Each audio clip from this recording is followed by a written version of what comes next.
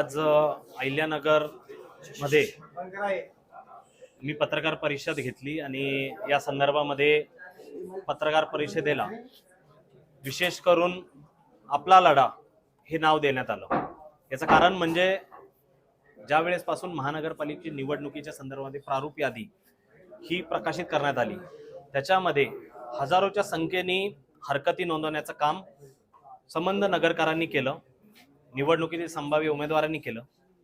आणि ज्या वेळेस सुरुवातीचा पहिला दुसरा दिवस होता, त्या पहिल्या दुसऱ्या दिवसामध्ये आपण जर बघितलं तर शेकडोने हरकती होत्या, परंतु त्या नंतर पोहोचल्या हजारोच्या संख्येवर। आणि ज्या वेळेस शेवटचा दिवस आला त्यावेळेस आपल्या महानगरपालिका प्रशासनाने सांगितलं की 9,500 हरकती त्याची नोंद झालेली। शेकडो नावं ह्या प्रभागातून त्या प्रभागात गेले। त्याच्यानंतर आता 3 दिवसापूर्वी दुसऱ्या मतदारसंघातली श्रीगोंदा विधानसभा मतदारसंघातली 4,381 नावं त्याची हरकत शेवटच्या दिवशी आम्ही घेतली।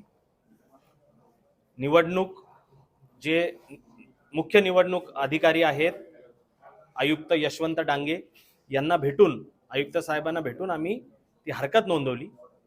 पहिले तर आम्हाला ते आमच्या एवढ्या मोठ्या हरकती स्वीकारत नव्हते, परंतु आम्ही देखील त्यांना विचारलं की ज्यावेळेस तुम्ही एखादा निवडणुकीचा कॅम्प आयोजन करता मतदारांचा, त्यावेळेस तुमचेच BLO आपलेच BLO त्याच्यामध्ये गठ्ठ्यामध्ये नवीन मतदारांची नोंद होती आणि ते गठ्ठे स्वीकारले जातात, मग आमचे का नाही गठ्ठे स्वीकारत?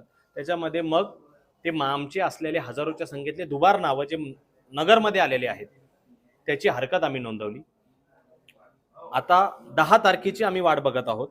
10 तारखेला जी अंतिम यादी प्रसिद्ध झालेली आणि एवढ्या मोठ्या हजार संख्येने जे हरकती दाखल झाल्यात याच्यावर नेमकी प्रशासन करणार काय हे बघायचं आहे।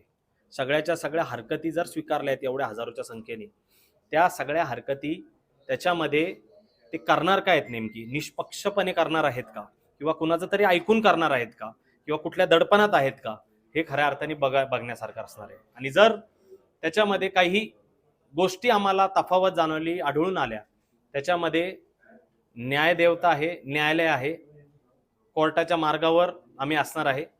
जसं आपल्या नगरचंच नाही, संबंध महाराष्ट्रामध्ये देशभरामध्ये या मतदार यादीबद्दल ह्या निवडणूक ज्या पद्धतीने सत्ताधारी निवडणूक दडपशाही करून प्रशासनाकडून त्याच्या पद्धतीने घडवती, त्याच्या विरोधात हा लढा उभारलेला आहे।